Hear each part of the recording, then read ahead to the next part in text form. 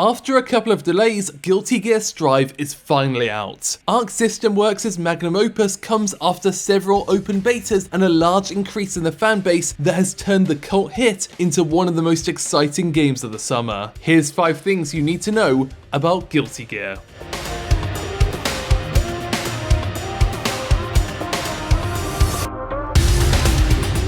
Guilty Gear's initial proposal was written up by series creator Daisuke Ishiwatari back when he was a student. And once he graduated, he immediately headed to Arc System Works and after working on a few other projects, managed to get his own idea greenlit. Today he describes that original pitch as something that would be kind of difficult to read. Rather than explaining what the game would be, it was more of a series of essays justifying why they should take the risk on it. It was dozens of pages filled with passion, describing how there weren't really cool, youthful characters in fighting games at the time. And although he doesn't think it was a particularly good pitch now, he notes that his passion managed to get through to those at Arc System Works. Today, it's the company's biggest series.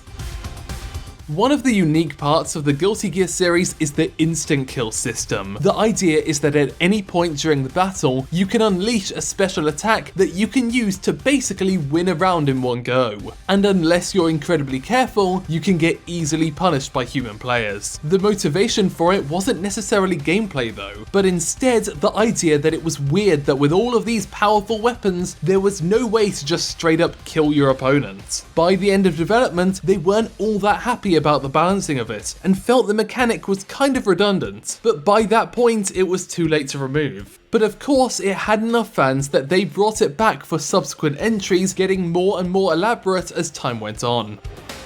Ishiwatari didn't necessarily want Guilty Gear to just be a fighting game series, and he proved that with 2007's Guilty Gear 2 Overture, a mix between RTS and action gameplay. It continued on the story and is still considered canon, but wasn't nearly as popular as the company's 2D fighters. At the time, with issues around licensing and Ishiwatari busy making Overture, another group of developers led by Toshimichi Mori decided that they should make their own fighting game in the meantime.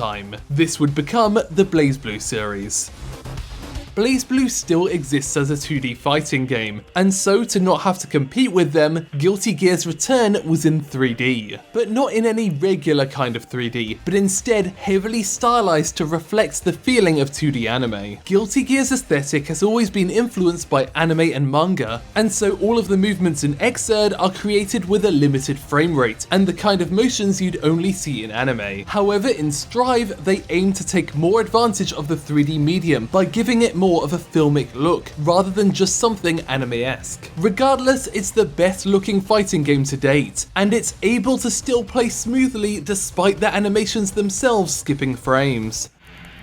The Guilty Gear team is a big fan of the esports scene and want to encourage more ways to get people playing competitively. But for them, it's not just about the mechanics, but also about creating a game worthy of the big stage. And so a considerable amount of effort has gone into making Guilty Gear Strive feel clear and exciting to spectators who may not be familiar with the game itself. The idea was that they should simplify the game in a way that would still make the characters challenging to control, but spectators would always have an easier time working out what was going on screen. Part of this is in the animations, but also the UI design. And I can say myself that it works. I am awful at fighting games, but it's always fun to watch people play Strive at a high level.